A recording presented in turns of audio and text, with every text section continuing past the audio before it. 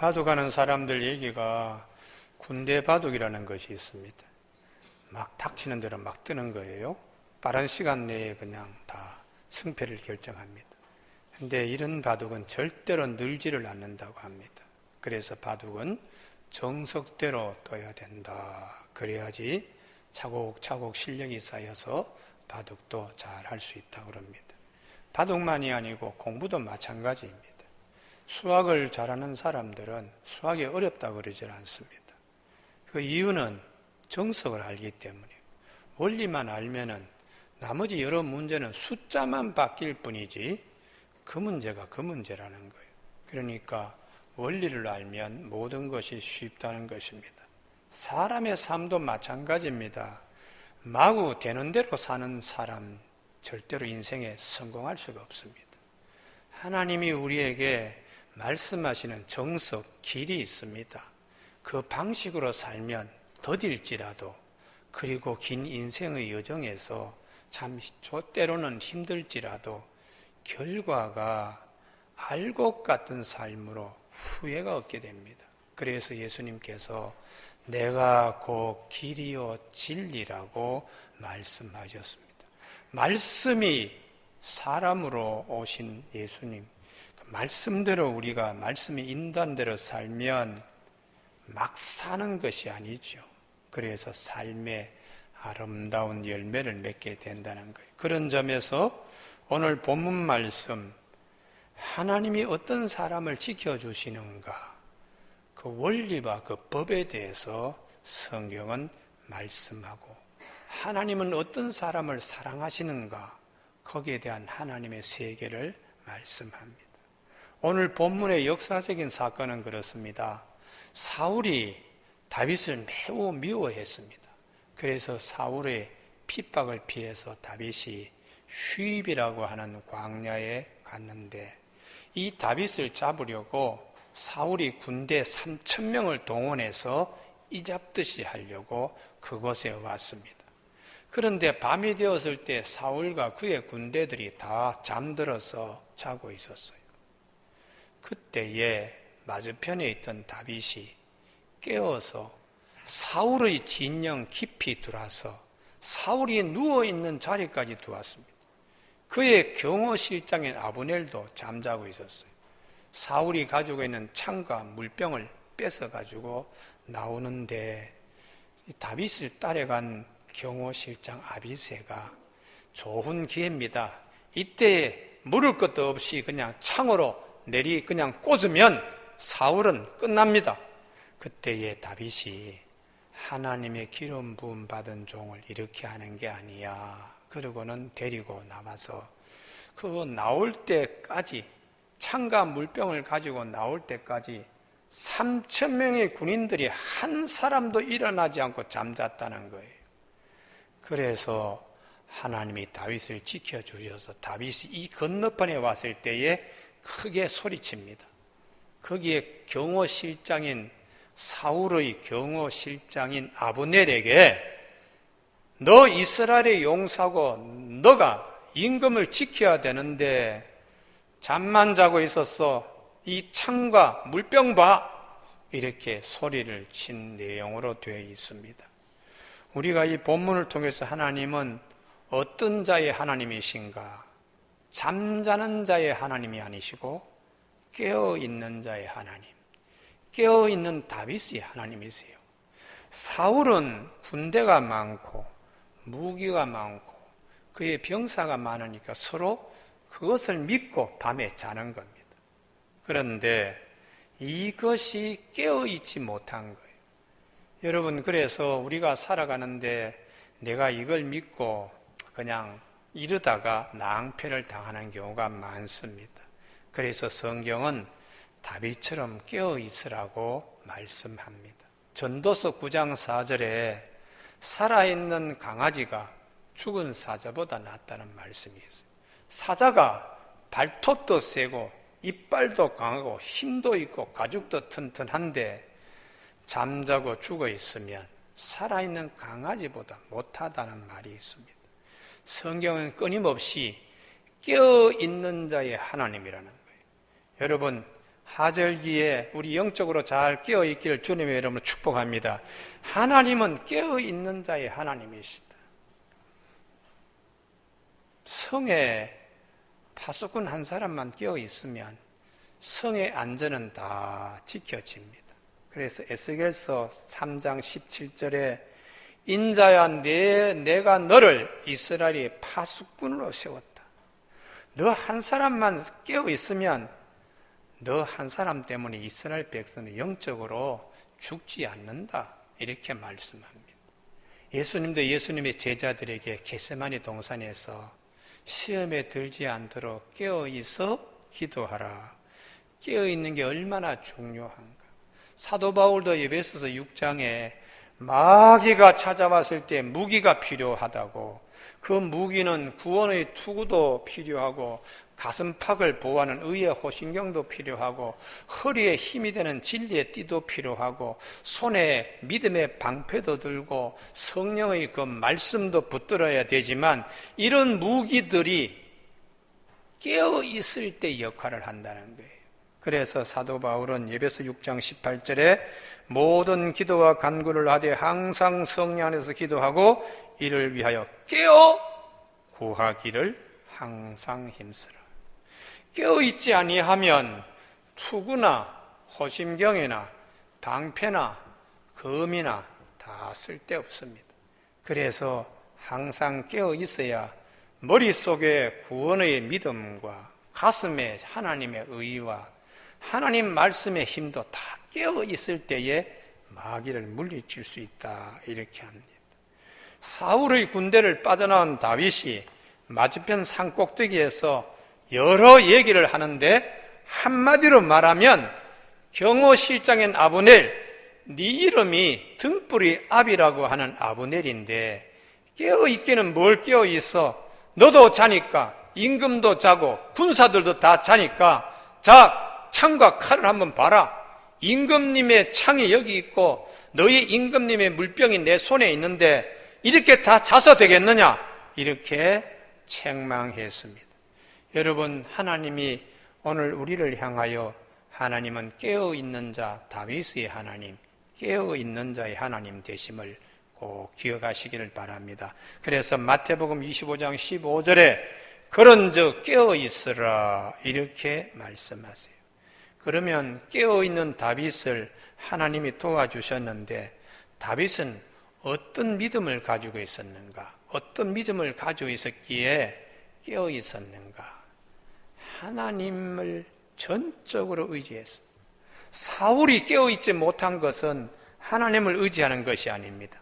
자기의 군사들이 가지고 있는 무기, 이런 내가 가진 것을 의지하니까 이것만 있으면 자도 된다. 이것만 있으면 내가 그렇게 신경 쓸 거 없어. 그게 영적으로 잠자는 자의 특성입니다. 우리는 하나님을 의지하지 못하게 하는 여러 가지 세상의 방해적인 거, 그것이 나를 유혹해서 그것이 자기를 의지하게 이렇게 미혹하게 빠질 때 영적 분별력이 있어야 됩니다. 우리가 다윗 얘기하면 골리앗, 사울, 다윗 이렇게 세 사람을 보는데 골리앗은 자기 가진 것을 자기 무기로 삼았어요. 투구라든지 갑옷이라든지 칼이라든지 창이라든지 이것만 있으면 내 생명 지킬 수 있어. 하나님이 무슨 필요가 있어? 이 스타일입니다. 그래서 골리앗이 하나님 의지는 손톱만큼도 하지 않습니다. 자기 가지고 있는 것들로 으르땅땅거리는 거, 이런 사람을 성경은 고린도전서 2장 13절에 육에 속한 사람이다. 하나님의 일, 성령의 일을 알지도 않고 알려고 하지도 않고 아예 무시한다고요. 성경은 이렇게 증거합니다. 육에 속한 사람은 하나님의 성령의 일들을 받지 아니하나니 이는 그것들이 그에게는 어리석게 보이며 또 그는 그것을 알 수도 없나니 그러한 일은 영적으로 분별되기 때문이다. 자기 가진 것을 큰소리 땅땅 쳤는데 마지막 끝에 가서는 비극적으로 그냥 다윗의 물맷돌 하나로 넘어집니다. 제가 논현동에 작은 교회, 안맛이 있을 수가 있던 교회 담임으로 있을 때에 참 목회하는데 여러 유형들이 있습니다. 주변에 큰 교회, 한국의 대형 교회는 거기에 다 강남구에 다 있잖아요. 충현교회도 있고 소망교회도 있고 강남 침례교회도 있고 다 주변에 큰 교회가 있으나 작은 상가교회 잘 오지 않는데요. 예배를 딱 끝났는데 수요일 저녁이군요. 한 사람이 머리를 빡빡 깎은 사람이 예배 끝나자마자 엉엉 우는 거예요. 엉엉 울어. 그래서 이 사람이 왜 우나 그러고는 했더니 그분이 목사님, 내가 영혼의 안식처를 비로소 찾게 되었습니다. 그래서 얘기를 가만히 들어보니까 당시에 부산에서 조폭끼리 싸움이 붙어가지고 사람이 여러 명 죽은 일들이 있었는데 그런 사건에 이분이 주범으로서 예전에 큰 별, 작은 별을 다 가지고 있는 거예요. 다시 말하면 이 부산의 유명한 사람이었어요.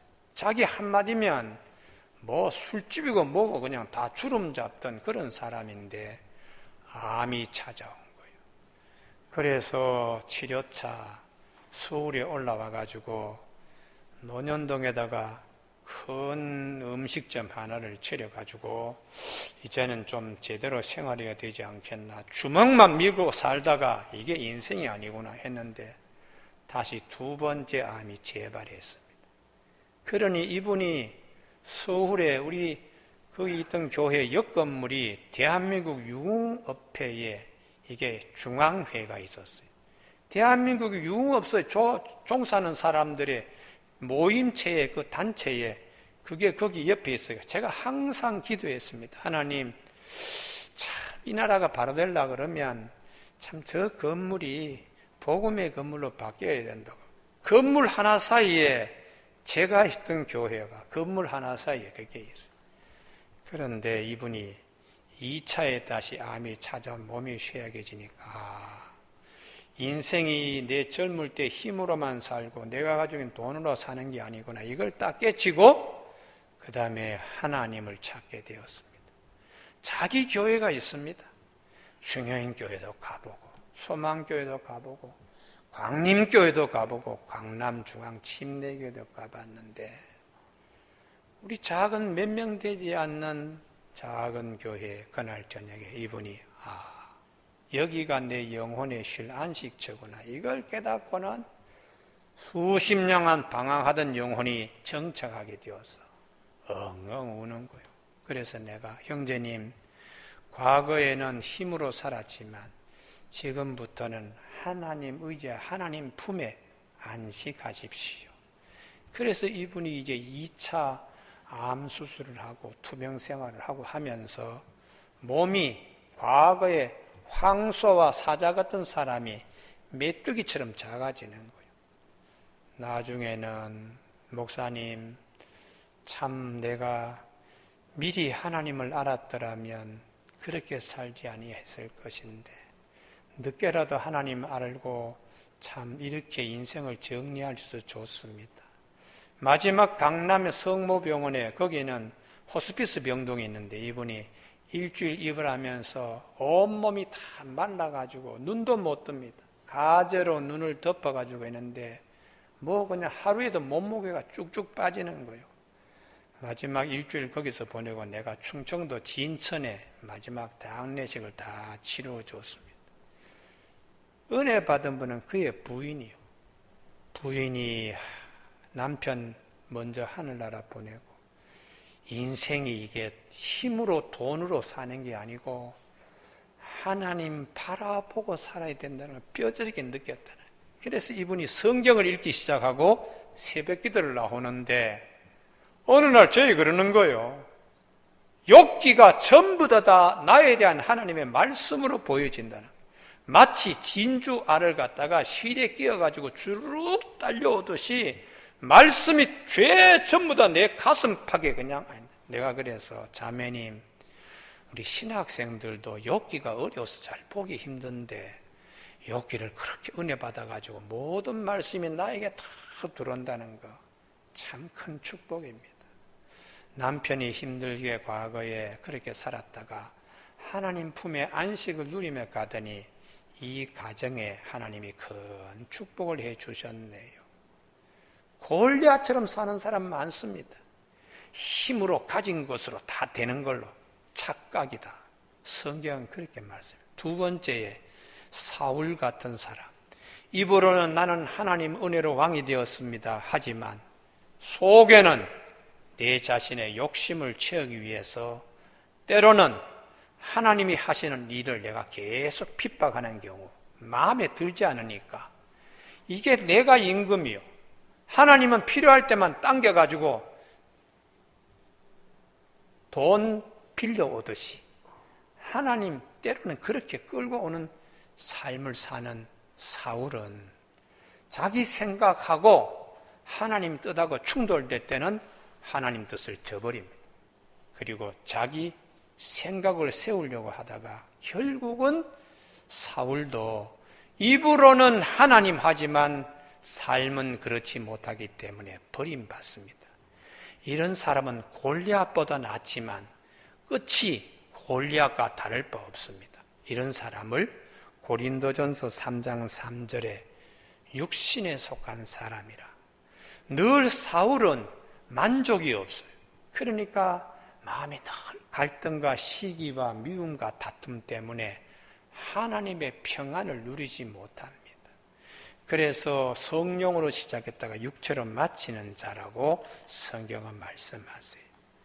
마지막으로 다윗 같은 사람은 영에 속한 사람이에요. 하나님 편에 깨어서 항상 듣습니다. 하나님이 정말 원하시는 것이 무엇인가? 그렇다면 내가 가지고 있는 모든 것도 포기할 수 있는 이런 다윗 같은 인물을 성령의 사람, 영에 속한 사람이라고. 그래서 고린도전서 3장 15절에 신령한 자는 모든 것을 판단하나 자기는 아무에게도 판단받지 아니한다. 안에 계시는 하나님께로만 판단받는 거지요. 누가 주의 마음을 알아서 주를 가르치겠는가? 그러나 우리가 그리스도의 마음을 가졌느니라. 주님의 뜻이 아주 분명하니까 거기에 귀 기울이는 것이에요. 깨어있는 다윗을 위해 하나님이 은혜를 주시는가? 항상 하나님 편에 귀를 기울이고 있습니다. 내 안에 찾아오셔서 말씀하시는 성령님의 음성을 사울처럼 무시하지 않는 거예요.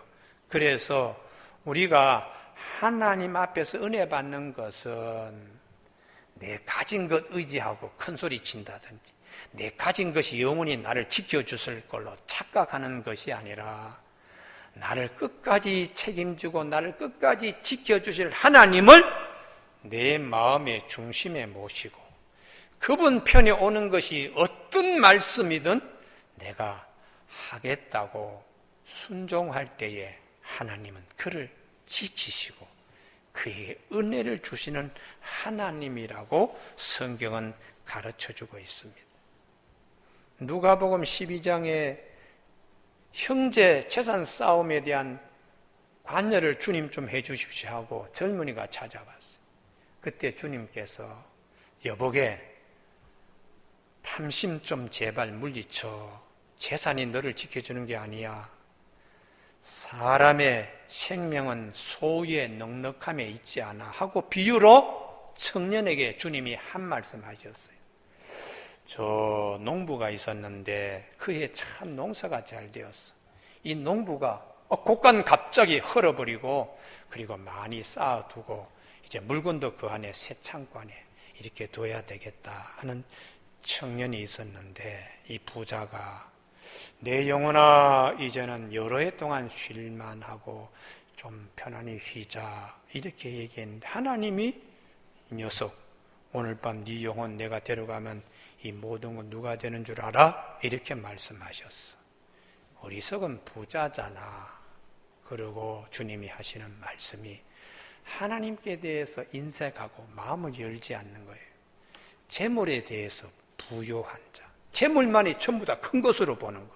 다시 말하면 자기 곳간에 있는 모든 곡식과 그가 가지고 있는 물건이 하나님보다 크다고 생각하는 착각하는 자, 이런 자를 어리석은 자라고 주님이 말씀하셨습니다. 주님께서는 우리가 사는 세상을 인생의 긴 눈으로 보라는 거예요. 사람은 돈이면 다 되는 것으로 생각하는데 하나님의 세계는 그렇지 않다는 거예요. 참새 2마리, 동전 하나 가지고 주고 사고 팔고 하지만 사람의 세계에서는 하나님은 공중에 날아다니는 새 하나도 떨어지기를 원하지 아니하신다. 그게 하나님의 세계라는 거예요. 참새 2마리가 한 아사리온에 팔리지 않느냐? 그러나 너희 아버지께서 허락하지 아니하시면 그 하나도 땅에 떨어지지 아니한다. 너희는 머리털까지 다 세신 바 되었나니 두려워하지 말라. 너희는 많은 참새보다 귀하다. 돈이면 다 되는 걸로 생각해서 그 예쁜 참새 2마리를 동전 하나 주고 사가지고 목을 비트는 그런 어리석은 세계에 살지 말고 하나님은 참새 1마리도 귀하게 여기는 하나님의 세계를 보면서 인생을 긴 안목으로 보고 살라는 것이에요. 본문으로 돌아오면 사울과 그의 경호실장 아브넬 무엇을 믿고 그렇게 잤을까요? 이 많은 군대, 이 많은 무기, 그러나 그것이 그들을 지켜주는 것이 아닙니다. 그래서 성경은 시편 37편 16절에 의인의 적은 소유가 악인의 풍부함보다 낫다고 말씀하시면서 여호와를 기뻐하라. 네 마음의 소원을 이루어 주시는 하나님이시다. 그렇게 말씀하고 있습니다.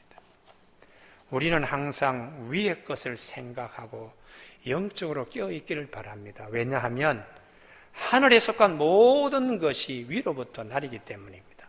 야고보 1장 17절 온갖 좋은 은사와 온전한 선물이 다 위로부터 빛들의 아버지께로부터 내려오나니 그는 변함도 없으시고 회전하는 그림자도 없으시기 때문에 그분에게 속한 온갖 신령한 복을 우리가 누리면 세상의 어떤 것도 이길 수 있고 세상의 어떤 것도 부러워하지 않습니다. 솔로몬이 가장 약한 왕자였습니다. 그러나 이 비밀을 알기 때문에 하나님 편만 바라봅니다. 말씀만 하옵소서 내가 듣겠습니다. 이런 자세만을 요구합니다. 하나님이 깜짝 놀랐어요. 다른 사람은 다 이 땅에 있는 은근보와 원수 갚는 것, 생명 오래 사는 것 이런 것들을 왕들이 다 탐하는데 너는 이런 것이 아니고 하나님 편에서는 음성만 듣겠다고 하니 야, 참 내 너에게 이전의 왕도 이후의 왕도 갖지 못한 걸 부어주고 차고 넘치게 하나님이 그렇게 축복해 주셨다고 성경은 말씀합니다. 우리는 깨어있는 다윗이 가지고 있는 가장 귀한 것은 하나님께 모든 것에 의지하고 하나님 편을 바라봤어요. 그러니까 그는 거추장스러운 것을 소유하려고 하지 않았습니다. 군대 장관들이 여러 명 있는데 한 사람만 데리고 간 거예요. 사울의 3,000명이 있는데 장수들 6명을 차출하지 않고 한 명이면 족하다. 그래서 아비새만 데리고 갔습니다. 성경은 하나님의 사람들은 이것저것 많이 그냥 가지고 다니는 사람이 아닙니다. 가능하면 적은 것으로 지팡이 2개도 필요 없다는 거예요. 전대 차고 다니지 마라.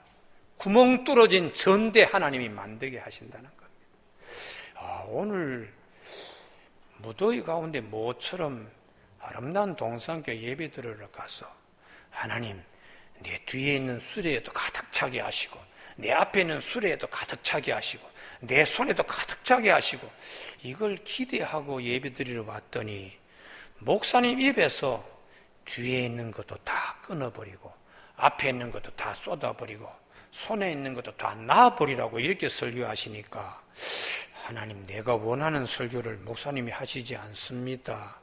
그러실 분이 계신다면 하나님의 음성 제대로 듣기 바랍니다. 하나님은 내가 무기가 없어도 하나님이 대신 도와주시는 거예요. 할렐루야. 이게 다윗의 신앙이에요. 골리앗처럼 뭐 이것저것 다 가지지 않아도 물맷돌 하나만 있어도 하나님이 이기게 해주신다. 이게 하나님이 말씀하시는 다윗의 믿음입니다. 그래서 사도 바울이 내가 이제까지는 학벌, 이것까지 집안 자랑, 이제까지 내가 뭐 경험한 것들 이거 다 배설물로 내가 다 끊어버렸습니다. 내가 한 가지만 붙듭니다. 예수 그리스도, 그분의 은혜, 그분의 십자가만 내가 붙듭니다. 이렇게 했던 사도 바울이 가는 곳마다 귀신도 쫓아내고, 가는 곳마다 어둠이 물러나고, 가는 곳마다 하나님의 복음 사역의 일들이 일어나게 되듯이 우리에게도 하나님이 말씀하시는 겁니다. 히스기야가 아수르 군대를 이길 수 있는 것도 그가 다 놔버렸을 때에 하나님이 글을 쓰셨어요. 은금부활을 가지고 해결하려고 산헤립에게 은금부활을 실어 날랐더니 해결되질 않았어요. 이번에 인재를 등용해서 국내 대신과 서기관, 사관을 보냈더니 오히려 항복 강요 문서만 가지고 왔어요. 다 놔버리고 하나님께 나아가요 성전에서 기도했습니다. 하나님, 사정이 이렇게 되었습니다. 하나님께서 도와주셔야지요. 순수한 기도지요. 세상의 모든 걸 다 놔버리고 하나님께서 도와주셔야 됩니다. 그래서 하나님이 히스기야의 기도를 들으시고 대신 하나님이 싸워주셨어요.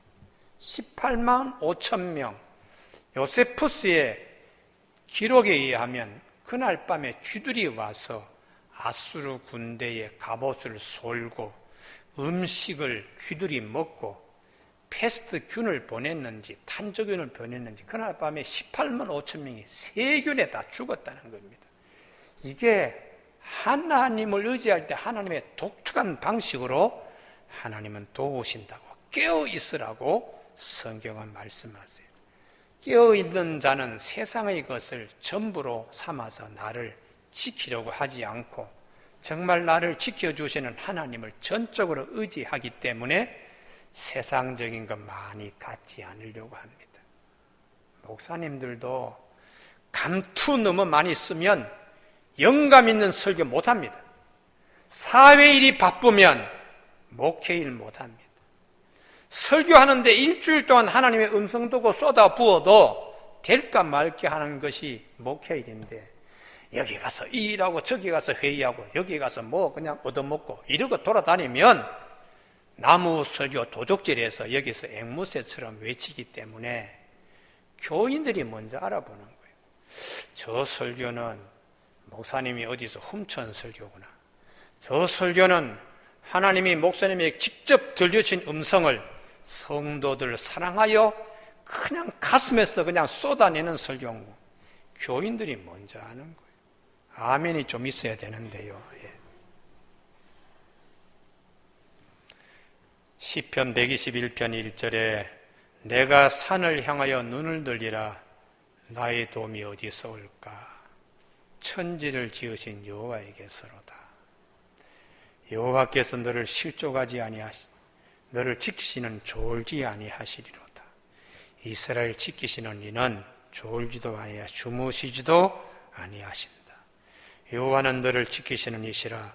여호와께서 내 오른편에 내 그늘이 되시나니 낮에 해가 너를 상하게 하지 아니하며 밤의 달도 너를 해치지 아니하리로다.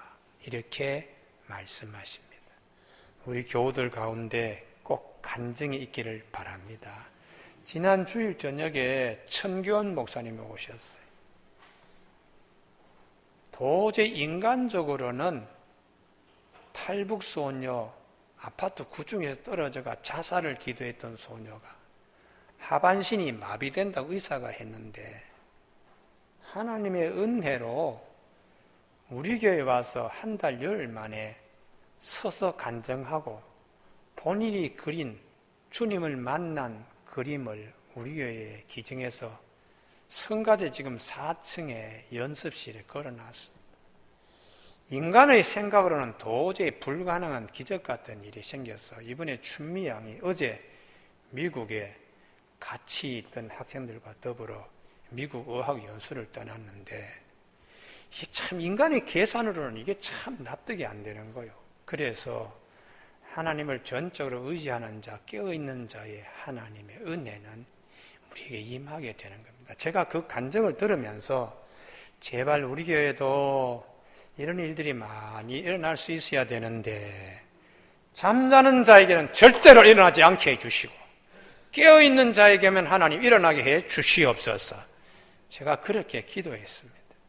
교우 여러분, 깨어있는 자는 하나님 편에서 오는 것을 잃지 않습니다. 다윗이 사울이 자고 있을 때에 옆에 대동한 아비새가 임금님 절호의 기회입니다. 창으로 내리 한 방 찍으면 두 번 찌를 일이 없습니다.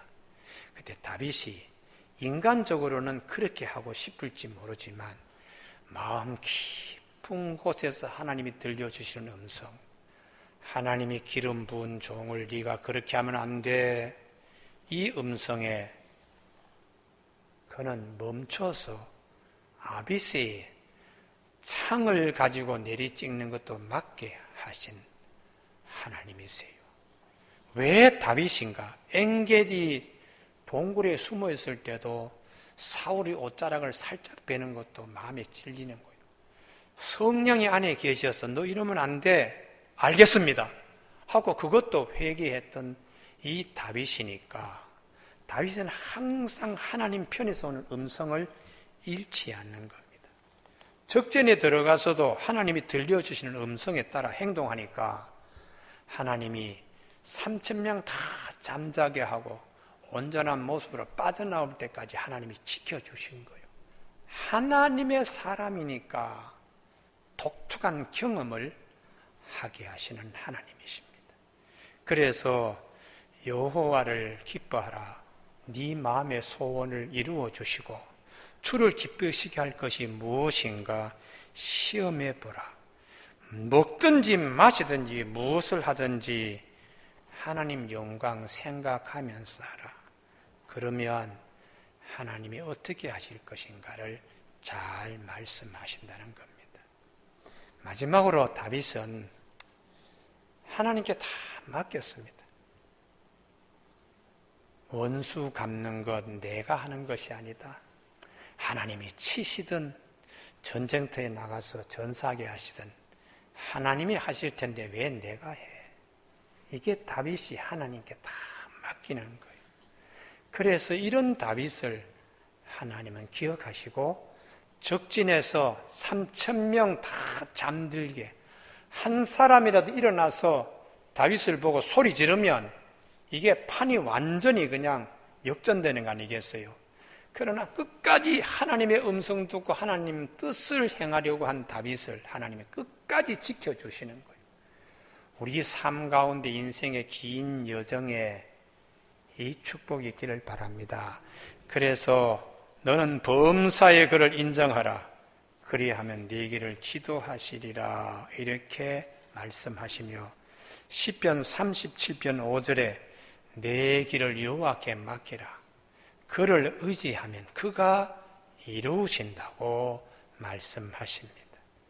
영적으로 이 여름철에 잠자지 않고 나태하지 않고 무장해제하지 않고 더욱더 깨어있는 우리 교우들 되시길 주님의 이름으로 권면합니다. 기도하시겠습니다.